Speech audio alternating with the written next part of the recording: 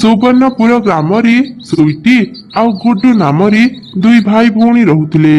ସୁଇଟି ଥିଲା ଶାନ୍ତ ଆଉ ସରଳ ସ୍ୱଭାବର, ହେଲେ ଗୁଡୁ ଥିଲା ତା ଭଉଣୀର ଠିକ ଓଲଟା। ସେ ଥିଲା ବହୁତ ଦୁଷ୍ଟ।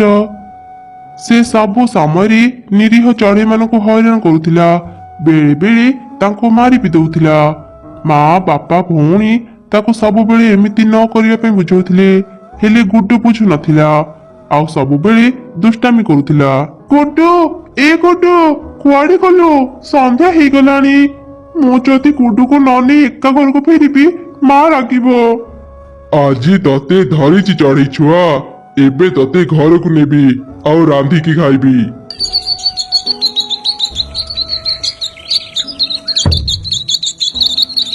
ମୋ ଛୁଆକୁ ଛାଡି ଦିଅ, ଦୟାକରି ମୋ ଛୁଆକୁ ଛାଡି ଦିଅ, ତାକୁ ମାରନି।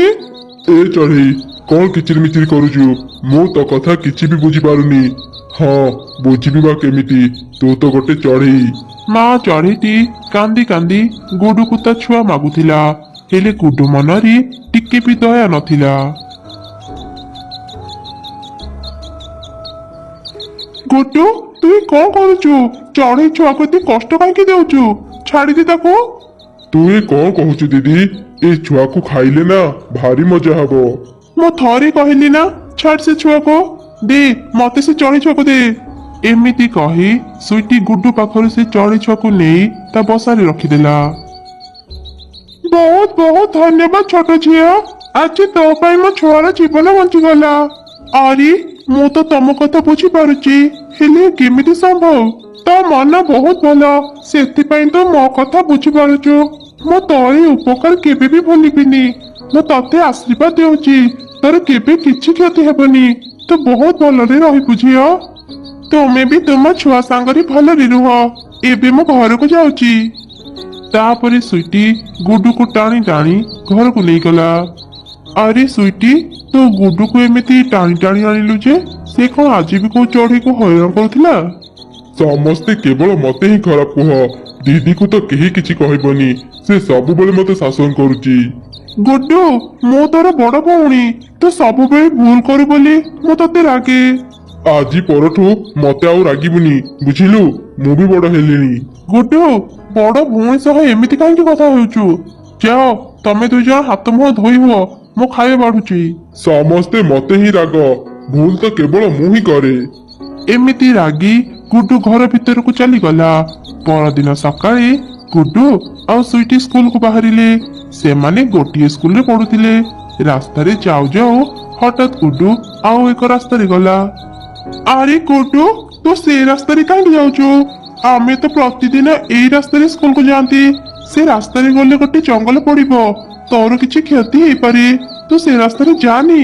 ତୋ ଭଳି ମୁଁ ଏତେ ଡରୁଆ ନୁହଁ। ମୋର ଆଜି ଏ ରାସ୍ତାରେ ଯିବାକୁ ଇଚ୍ଛା ହେଉଛି ମାନେ ମୁଁ ଆଜି ଏ ରାସ୍ତାରେ ଯିବି। ଏମିତି ରାଗି ଗୁଡୁ ସେଇ ଜଙ୍ଗଲ ରାସ୍ତାରେ ଗଲା। ସୁଇଟି ଗୁଡୁ ସହ ନ ଯାଇ ଅଲଗା ଏକ ରାସ୍ତାରେ ସ୍କୁଲକୁ ଚାଲିଗଲା। ଭଲ ହେଲା, ଦିଦି ମୋ ସହ ଆସିଲାନି। ଏବେ ମୁଁ ମୋ ଇଚ୍ଛାରେ ଯାଇପାରିବି। କୋଉ ଚଢେଇର ଗୋଟେ ସ୍ୱର ଶୁଭା ଯାଉଛି, ମୁଁ ସେପଟକୁ ଯାଇ ଦେଖେ। ଏମିତି କହି ଗୁଡୁ ସେ ଦିଗକୁ ଗଲା, ଯୋଉ ଦିଗରୁ ଚଢ଼େଇର କାନ୍ଦିବା ସ୍ୱର ଶୁଭା ଯାଉଥିଲା। ସେଠାକୁ ଯାଇ ଗୁଡୁ ଦେଖିଲା ଗୋଟେ ଚଢ଼େଇ ଛୁଆ ତଳେ ପଡିଛି। ତା ଗୋଡରେ ଗୋଟେ କଣ୍ଟା ପଶିଛି। ସେ ଚଢ଼େଇଟି ମଣିଷଙ୍କ ସହ କଥା ହେଇପାରୁଥିଲା। ମଣିଷ ବନ୍ଧୁ, ମୋ ଗୋଡରେ ଗୋଟେ କଣ୍ଟା ପଶି ଯାଇଛି, ତାକୁ ଟିକେ ବାହାର କରି ଦିଅ ନା। ଆରେ ଏ କଣ? ଏଇ ଚଢେଇଟା କଥା କହୁଛି। ସେ ଯାହା ବି ହଉ, ୟାର ସାହସ କେମିତି ହେଲା ମତେ ଆଦେଶ ଦେବା ପାଇଁ? ଏବେ ତୁ ଦେଖ ଚଢେଇ, ମୁଁ ତୋ ସହ କଣ କରୁଛି। ଏ କଣ କରୁଛ? ତୁମେ ମୋ ବେକରେ ଦଉଡ଼ି କାହିଁକି ବାନ୍ଧୁଛ? ମୋର ଭୁଲ କଣ? ତୋର ଭୁଲ ଏଇଆ ଯେ ତୁ ମତେ ଆଦେଶ ଦେଲୁ। ଗୁଡୁ ସେ ଚଢ଼େଇ ଛୁଆକୁ ରାସ୍ତାରେ ଘୋଷାଡି ଘୋଷାଡି ନେଉଥିଲା। ହଠାତ୍ ଏକ କଣ୍ଟା ଚଢ଼େଇ ଛୁଆର ଆଖିରେ ବାଜିଲା। ଆ, ମୋ ଆଖି! ମତେ ଭାରି କଷ୍ଟ ହେଉଛି। ଏ ଦୁଷ୍ଟ ପିଲା, ଛାଡ଼ିଦେ ମତେ। ମା, କୁଆଡେ ଗଲୁ ମା? ମତେ ରକ୍ଷା କର। କଣ ହେଲା?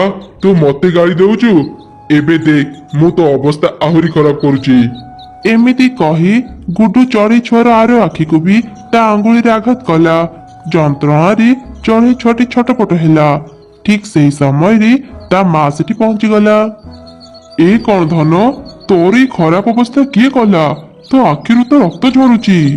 ଏ ମଣିଷ ଛୁଆଟା ମା, ମୁଁ ତାକୁ ସାହାଯ୍ୟ ମାଗିଥିଲି, ତା ବଦଳରେ ଛୁଆ ମୋର ଏ ଅବସ୍ଥା କରିଛି। ମଣିଷ ହେଇ ତୋ ମନରେ ଟିକେ ବି ଦୟା ନାହିଁ? ମୁଁ ତତେ ଅଭିଶାପ ଦେଉଛି, ତୁ ମୋ ଛୁଆ ସହ ଯାହା ବି କରିଛୁ ତୁ ତାର ଶାସ୍ତି ପାଇବୁ। ଏମିତି କହି ମା ଚଢ଼େଇଟି ତା ଛୁଆକୁ ନେଇ ସେଠାରୁ ଗାୟବ ହେଇଗଲା। ଏସବୁ ଦେଖି ଗୁଡୁ ବୁଝିଗଲା ଯେ ସେ ଚଢ଼େଇ ଗୋଟେ ଯାଦୁର ଚଢ଼େଇ ଥିଲା।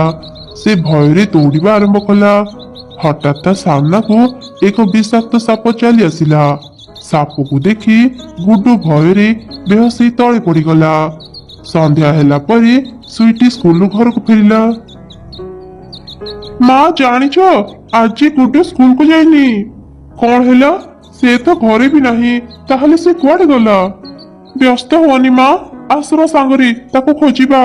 ଗୁଡୁକୁ ଖୋଜିବା ପାଇଁ ସୁଇଟି ଆଉ ତାର ମା ସେଇ ଜଙ୍ଗଲ ରାସ୍ତାରେ ଗଲେ, ଯୋଉ ରାସ୍ତାରେ ଗୁଡୁ ଯାଇଥିଲା। କିଛି ଦୂର ଗଲା ପରେ ସେମାନେ ଦେଖିଲେ ଗୁଡୁ ବେହୋସ ହେଇ ମାଟିରେ ପଡିଛି। ମା, ଏଇ ଦେଖ ଗୁଡୁ। ଗୁଡୁ, ଏ ଗୁଡୁ, କଣ ହେଲା ତୋର? ଓ ବାବା, ଆଖି ଖୋଲ। ମା, ଲାଗୁଛି ଗୁଡୁ ବେହୋସ ହେଇଯାଇଛି। ମୋ ପାଖ ନଦୀରୁ ପାଣି ଆଣି ତା ମୁହଁରେ ଛିଞ୍ଚି ଦିଏ। ସୁଇଟି ପାଖ ନଦୀରୁ ପାଣି ଆଣି ଗୁଡୁର ମୁହଁରେ ଛିଞ୍ଚି ଦେଲା। ସଙ୍ଗେ ସଙ୍ଗେ ହିଁ ଗୁଡୁର ହୋସ ଆସିଲା। ଗୁଡୁ, ତୁ ଠିକ ଅଛୁ ତ? ଦିଦି, ମା, ତମେ ସମସ୍ତେ କୋଉଠି? ଏତେ ଅନ୍ଧାର କଣ ପାଇଁ? କଣ ରାତି ହେଇଗଲାଣି କି? ରାତି? ଏଯାଏଁ ଠିକରେ ସନ୍ଧ୍ୟା ବି ହେଇନି, ସବୁ କିଛି ତ ପରିଷ୍କାର ଦେଖାଯାଉଛି। ତାହେଲେ ମୁଁ କିଛି ଦେଖିପାରୁନି କଣ ପାଇଁ? ଗୁଡୁ କାନ୍ଦିବାକୁ ଲାଗିଲା। ସମସ୍ତେ ବୁଝିଗଲେ ଯେ ଗୁଡୁ ଅନ୍ଧ ହେଇଯାଇଛି। ହେଲେ କୋଉ କାରଣ ପାଇଁ ଗୁଡୁ ହଠାତ୍ ଅନ୍ଧ ହେଲା ତା କେହି ବି ବୁଝି ପାରୁନଥିଲେ। ସୁଇଟି ଆଉ ତାର ମା ମିଶି ଗୁଡୁକୁ ଘରକୁ ଆଣିଲେ। କିଛି ମାସ ବିତିଗଲା। ଯେତେ ଡାକ୍ତରଙ୍କୁ ଦେଖେଇଲେ ବି ଗୁଡୁର ଆଖି ଭଲ ହେଉନଥିଲା। ମୁଁ ତ କିଛି ବୁଝିପାରୁନି, ଗୁଡୁ ହଠାତ୍ ତୋର ଏ ଅବସ୍ଥା କେମିତି ହେଲା? ଦିଦି, ମୁଁ କଣ ଆଉ ତମମାନଙ୍କୁ କେବେ ବି ଦେଖିପାରିବିନି? କାନି ଭାଇ, ମୁଁ ତ ପାଖରେ ଅଛି।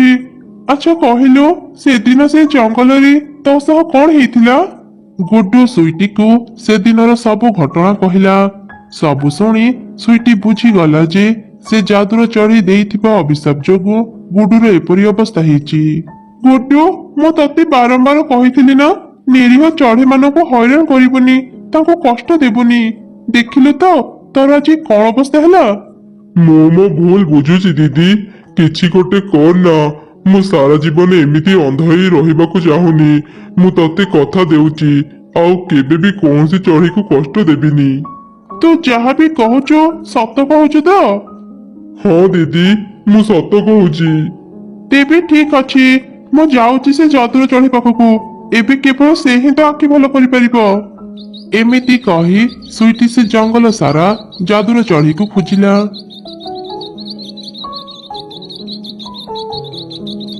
ଏ କଣ ଝିଅ, ତୁ ଆଜି ଏ ଜଙ୍ଗଲରେ? ସୁଇଟି ସେ ଚଢ଼େଇକୁ ତା ଭାଇର ସବୁ ଘଟଣା କହିଲା। ମୁଁ ଜାଣିଛି ସେ ଯାଦୁର ଚଢ଼େଇ କୋଉଠି ରୁହେ, ସେ ତ ମୋ ସାଙ୍ଗ। ଚାଲ, ମୁଁ ତତେ ତା ପାଖକୁ ନେଇଯିବି। ସେ ଚଢ଼େଇ ସୁଇଟିକୁ ନେଇ ଜଙ୍ଗଲ ପାଖ ଏକ ଗୁମ୍ଫାକୁ ଗଲା। ସେ ଗୁମ୍ଫାରେ ଯାଦୁର ଚଢ଼େଇ ରହୁଥିଲା। ଆରେ ସାଙ୍ଗ, ଘରେ ଅଛ ନା? ବାହାରକୁ ଆସ, ଗୋଟେ ଜରୁରୀ କଥା ଅଛି। ଆରେ ସାଙ୍ଗ, ତୁ ଆଜି ହଠାତ୍ ମୋ ଘରକୁ ଆସିଲୁ ଯେ? ଏ ଝିଅଟି କିଏ? ତୁ ୟାକୁ ମୋ ଘରକୁ କାହିଁକି ଆଣିଛୁ? ଏ ଝିଅଟି ବହୁତ ଭଲ। ସେ ବଡ ବିପଦରେ ପଡି ତୁମ ପାଖକୁ ଆସିଛି, ତାକୁ ଟିକେ ସାହାଯ୍ୟ କର। ଆଚ୍ଛା ଠିକ ଅଛି। ଆରେ ଝିଅ, କହ ତୋର କଣ ଦରକାର? ସୁଇଟି ସେ ଯାଦୁର ଚଢ଼େଇକୁ ସବୁ ଘଟଣା କହିଲା। ତୋ ମୁଣ୍ଡ କଣ ଠିକ ଅଛି? ତୁ ମତେ ତୋ ଭାଇକୁ କ୍ଷମା କରିବା ପାଇଁ କହୁଛୁ? ତୁ ଯେତିକି ଭଲ, ତୋ ଭାଇ ସେତିକି ଖରାପ। ମୋ ଭାଇ ନିଜ ଭୁଲ ବୁଝି ସାରିଛି। ସେ ମତେ କଥା ଦେଇଛି, ସେ ଆଉ କୋଉ ଚଢ଼େଇକୁ ବି କଷ୍ଟ ଦେବନି। ସେ ଯଦି ମିଛ କହୁଥାଏ? ନା, ସେ ମିଛ କହୁନି। 3 ମାସ ହେଲାଣି ସେ ଅନ୍ଧ ହେଇ ବିଛଣାରେ ଶୋଇ ରହିଛି। ଏତେ ଦିନ କଷ୍ଟ ପାଇଲା ପରେ ସେ ତ ଭୁଲ ବୁଝିପାରିଛି। ହେଲେ ତୋ ଭାଇ ସେଦିନ ମୋ ଛୁଆକୁ ବହୁତ କଷ୍ଟ ଦେଇଛି। ମୁଁ ଜାଣିଛି ସେ ତମ ଛୁଆ ସହ ବହୁତ ଖରାପ କରିଛି। ହେଲେ ଯଦି କେହି ସତ ମନରେ ଭୁଲ ମାଗେ ତାକୁ କ୍ଷମା କରିଦେବା ଉଚିତ। ଦୟାକରି ମୋ ଭାଇକୁ ଭଲ କରିଦିଅ। ଏମିତି କହି ସୁଇଟି ହାତ ଯୋଡ଼ି ଯାଦୁର ଚଢ଼େଇ ସାମ୍ନାରେ ବସି କାନ୍ଦିଲା। ଯାଦୁର ଚଢ଼େଇ ମନରେ ଦୟା ଆସିଲା। ସେ ଗୁଡୁକୁ କ୍ଷମା କରିଦେଲା ଆଉ ତାର ଅଭିଶାପ ଫେରି ନେଲା। ସେପଟେ ଗୁଡୁର ଆଖି ଭଲ ହେଇଗଲା। ସୁଇଟି, ଏବେ ତୁ ଘରକୁ ଯା, ତୋ ଭାଇର ଆଖି ଭଲ ହେଇଯାଇଛି। ଯାଦୁର ଚଢ଼େଇ, ତୁମେ ବହୁତ ଦୟାଳୁ। ମୁଁ ତୁମର ଏହି ଉପକାର କେବେ ବି ଭୁଲିବିନି। ସୁଇଟି ଯାଦୁର ଚଢ଼େଇକୁ ଧନ୍ୟବାଦ ଜଣାଇ ଘରକୁ ଫେରି ଆସିଲା ଆଉ ତାର ଭାଇକୁ ବୁଝେଇଲା ଆଉ କୋଉ ଚଢ଼େଇକୁ ବି କଷ୍ଟ ନ ଦେବା ପାଇଁ। ଏକ ଘଞ୍ଚ ଜଙ୍ଗଲରେ ଗୋଟେ ମା ଚଢ଼େଇ ତା ଝିଅ ମିନି ସାଙ୍ଗରେ ରହୁଥିଲା। ମିନି ଚଢ଼େଇ ତରଭୁଜ ଖାଇବାକୁ ବହୁତ ଭଲ ପାଉଥିଲା। ଏମିତି କି ସେ ତରଭୁଜ ବିନା ଗୋଟେ ଦିନ ବି ରହିପାରୁନଥିଲା। ହେଲେ ମା ଚଢ଼େଇଟି ପ୍ରତ୍ୟେକ ଦିନ ମିନି ପାଇଁ ତରଭୁଜ କିଣି ପାରୁନଥିଲା, କାରଣ ସେ ବଜାରରେ ଫୁଲ ବିକ୍ରି କରୁଥିଲା। ଯାହା ବି ପାଉଥିଲା ସେ ବହୁତ କଷ୍ଟରେ ତାର ଆଉ ତା ଝିଅ ମିନିର ଖାଇବା ଯୋଗାଡ଼ କରୁଥିଲା। ଗୋଟେ ଦିନ ମିନି ଚଢ଼େଇ ଜଙ୍ଗଲ ସାରା ତରଭୁଜ ଖୋଜିଲା, ହେଲେ ସେଦିନ ସେ କୋଉଠି ବି ତରଭୁଜ ପାଇଲାନି। ମୁଁ ତରଭୁଜ ଖାଇବି, ମୁଁ ତରଭୁଜ ଖାଇବି। ଆଜି ମୁଁ କାହା ପାଖରେ ବି ତରଭୁଜ ପାଇଲିନି। ବଜାରରେ ତରଭୁଜର ଦାମ ବହୁତ ବେଶୀ। ଏତେ ଟଙ୍କା ତ ମୋ ପାଖରେ ନାହିଁ। ଆଜି କାହିଁକି କେଜାଣି ମତେ ତରଭୁଜ ଖାଇବାକୁ ଭାରି ଇଚ୍ଛା ହେଉଛି। ଏବେ ମୁଁ ତରଭୁଜ କୋଉଠି ପାଇବି? ସେ ଏମିତି କହୁଥିବା ସମୟରେ ହଠାତ୍ ତାର ନଜର ଏକ ଚଢ଼େଇ ଉପରେ ପଡ଼ିଲା। ସେଇ ରାସ୍ତାରେ ଗୋଟେ ଚଢ଼େଇ ଏକ ତରଭୁଜ ଧରି ନିଜ ଘରକୁ ଯାଉଥିଲା। ଆରେ ଏଇ ତ ତରଭୁଜ। ହେଲେ ମୁଁ ଏ ଚଢ଼େଇକୁ ତରଭୁଜ ମାଗିଲେ ସେ ତ ମତେ ମାଗଣାରେ ତରଭୁଜ ଦେବନି। ତାହେଲେ ମୁଁ ଏବେ କଣ କରିବି? ଏମିତି ମିନି ଚଢ଼େଇ ଏକ ଉପାୟ ଚିନ୍ତା କଲା ଆଉ ଗୋଟେ ଗଛ ପଛପଟେ ଲୁଚି ଭୂତମାନଙ୍କ ପରି ଭୟଙ୍କର ସ୍ୱରରେ କହିଲା, ହେ ଚଢ଼େଇ, କୁଆଡେ ଯାଉଛୁ? ରହିଯା, ତ ତରଭୁଜ ମତେ ଦେ। ମୁଁ ତ ତରଭୁଜ ଖାଇବି, ନହେଲେ ମୁଁ ତତେ ଖାଇଦେବି। କିଏ କିଏ କଥା କହୁଛ? ଏଠି ତ କେହି ବି ଦେଖା ଯାଉନାହାନ୍ତି। ମୁଁ ଏ ତରଭୁଜ କାହାକୁ ବି ଦେବିନି। ତରଭୁଜ ଦେବୁନି ତ? ତୁ ଜାଣିନୁ ମୁଁ କିଏ? ମୁଁ ହେଲି ତରଭୁଜ ଖିଆ ଭୁତୁଣି। ଭଲରେ ଭଲରେ ମତେ ତରଭୁଜ ଦେଇଦେ, ନହେଲେ ମୁଁ ତତେ ତରଭୁଜ ସହ ଖାଇଦେବି। ଭୁତୁଣି? ନା ନା, ମୋ ପାଖକୁ ଆସନି। ଏଇନେ ତରଭୁଜ ମତେ ଛାଡ଼ିଦେ। ଏମିତି କହି ସେ ଚଢ଼େଇ ତରଭୁଜକୁ ତଳେ ପକେଇ ଦୌଡ଼ିକି ସେଠାରୁ ଚାଲିଗଲା। ମିନି ଚଢ଼େଇ ହସି ହସି ଗଛ ପଛପଟୁ ବାହାରି ଆସିଲା। ମିଳିଗଲା, ଆଜି ମତେ ତରଭୁଜ ମିଳିଗଲା। ଏବେ ମୁଁ ପେଟ ପୁରାଇ ତରଭୁଜ ଖାଇପାରିବି। ତାପରେ ମିନି ଚଢ଼େଇ ସେଇ ରାସ୍ତାରେ ବସି ତରଭୁଜ ଖାଇଲା। ପେଟ ପୁରା ତରଭୁଜ ଖାଇ ସେ ଘରକୁ ଗଲା।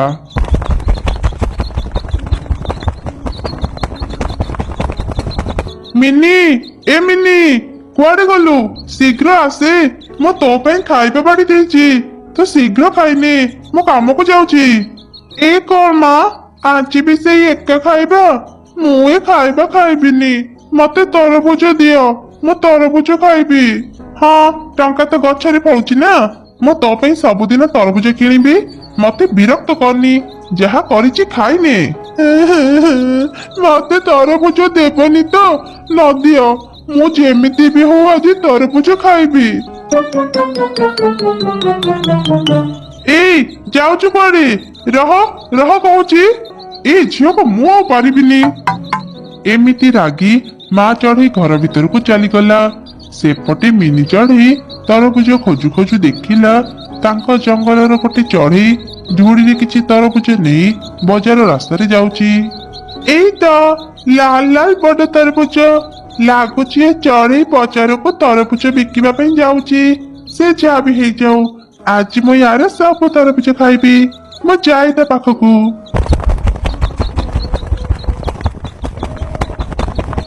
ଦିଦି, ତୁମେ ବୋଧେ ତରଭୁଜ ଝୁଡି ଧରି ବଜାରକୁ ଯାଉଛ? ତୁମେ କଣ ଜାଣିନ ଆଜି ବଜାରରେ ମେଳା ବସିଛି? ବହୁତ ଲୋକ ଆଜି ବଜାରକୁ ଆସିବେ। ଏତେ ଅଳ୍ପ ତରଭୁଜ ଧରି ସେଠାକୁ କାହିଁକି ଯାଉଛ? ତୁମେ ଗୋଟେ କାମ କର, ତୁମର ତ ତରଭୁଜ ବଗିଚା ଅଛି, ତୁମେ ଆଉ କିଛି ତରଭୁଜ ଘରୁ ନେଇ ଆସ। ମୁଁ ଏ ରାସ୍ତାରେ ତୁମ ତରଭୁଜ ଝୁଡିକୁ ଜଗିଥିବି। ତୁମେ ଆସିଲେ ଆମେ ସାଙ୍ଗ ହେଇ ବଜାରକୁ ଯିବା। ଆରେ ହଁ, ମୋର ତ ମେଳା କଥା ଜମା ବି ମନେ ନଥିଲା। ଭଲ ହେଲା ତୁ ମତେ ମନେ ପକେଇଦେଲୁ। ତୁ ଏଠି ମୋ ତରଭୁଜ ଝୁଡିକୁ ଜଗିଥା, ମୁଁ ଘରକୁ ଯାଉଛି। ଆଉ କିଛି ତରଭୁଜ ନେଇ ଆସିବି। ଏମିତି କହି ସେ ଚଢେଇ ତା ତରଭୁଜ ଝୁଡିକୁ ମିନି ପାଖରେ ଦେଇ ଘରକୁ ଚାଲିଗଲା। ମିନି ଚଢେଇ ତରଭୁଜ ପାଇ ଖୁବ ଖୁସି ହେଇଗଲା। ସେ କିଛି ତରଭୁଜ ଖାଇଲା। ଆଉ କିଛି ତରଭୁଜ ପରେ ଖାଇବ ଭାବି ସେ ଘରକୁ ନେଉଥିଲା। ରାସ୍ତାରେ ସେ ଗୋଟେ ବୁଢୀ ଚଢେଇକୁ ଶୋଇଥିବାର ଦେଖିଲା। ସେ ବୁଢୀ ଚଢେଇ ପାଖକୁ ଗଲା ଆଉ ତାକୁ କହିଲା, ଆରେ ବୁଢୀ ମା, ଏଠି ଏମିତି ଶୋଇଛ ଯେ, ତୁମ ଦେହ ଭଲ ନାହିଁ କି? ନାଇଁ ରେ ମା, 3 ଦିନ ହେଲାଣି ମୁଁ କିଛି ଖାଇନି। ଆଜି ଖାଇବା ଖୋଜିବା ପାଇଁ ବାହାରିଥିଲି, ଥକି ଯାଇ ଏଠି ଟିକେ ଶୋଇ ପଡିଛି। ବୁଢୀ ମା, ମୋ ପାଖରେ କିଛି ତରଭୁଜ ଅଛି, ଏଇ ନିଅ, ତୁମେ ପେଟ ପୁରାଇ ଖାଇବା ଖାଇନିଅ। ମିନି ଚଢେଇ ଅନ୍ୟମାନଙ୍କୁ ଠକି ତାଙ୍କ ପାଖରୁ ତରଭୁଜ ଖାଇଲେ ବି ତା ମନ ଥିଲା ବହୁତ ସଫା। ବିପଦ ସମୟରେ ସେ ସମସ୍ତଙ୍କୁ ସାହାଯ୍ୟ କରୁଥିଲା। ହେଲେ ତାର ମିଛ କହିବା ଗୁଣ ପାଇଁ ଅନ୍ୟ ଚଢେଇମାନେ ତାକୁ ବହୁତ ରାଗୁଥିଲେ। ତା ମା ପାଖରେ ସବୁଦିନ ତା ନାଁରେ ଅଭିଯୋଗ କରୁଥିଲେ। ମା ଚଢେଇ ଏସବୁ ଶୁଣି ଶୁଣି ବିରକ୍ତ ହେଉଥିଲା।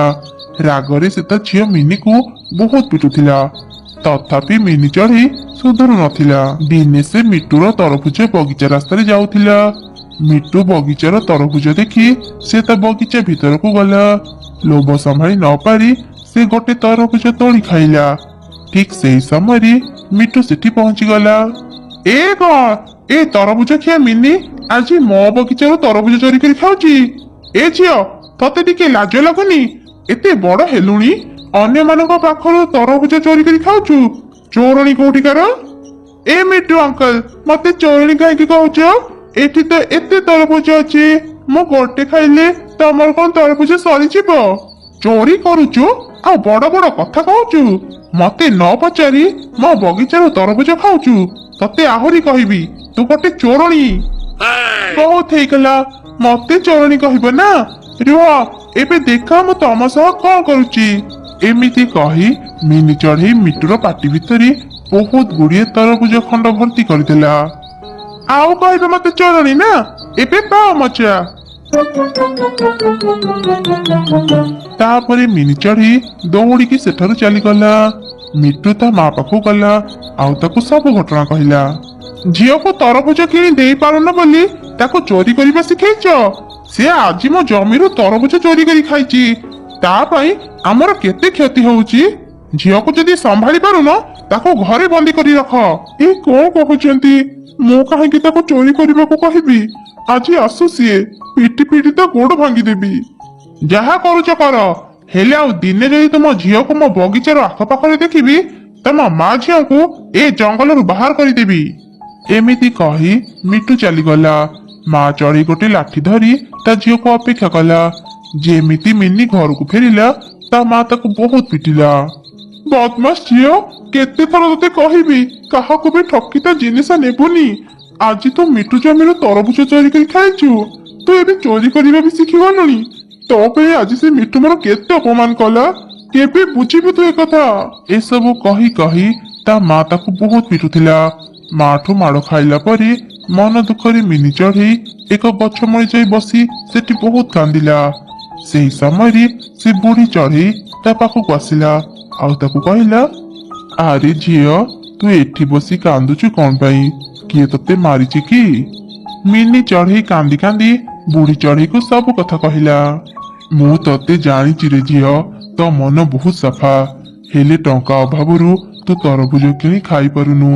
ତା ବୋଲି ତୁ ଅନ୍ୟମାନଙ୍କୁ ଠକି ତାଙ୍କ ବଗିଚାରୁ ତରଭୁଜ ଚୋରି କରି ଖାଇବା ଜମା ବି ଠିକ କଥା ନୁହଁ।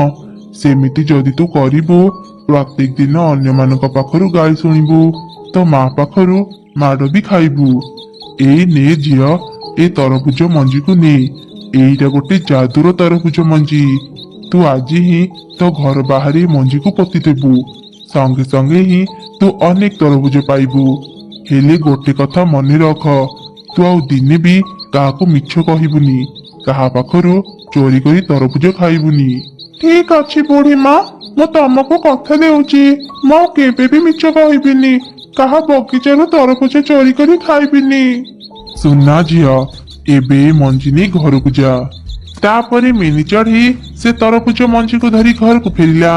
ସେ ତା ମାକୁ ସବୁ କଥା କହିଲା। ତାପରେ ସେ ତୁରନ୍ତ ଘର ବାହାରି ସେ ମଞ୍ଜିକୁ ପୋତିଦେଲା।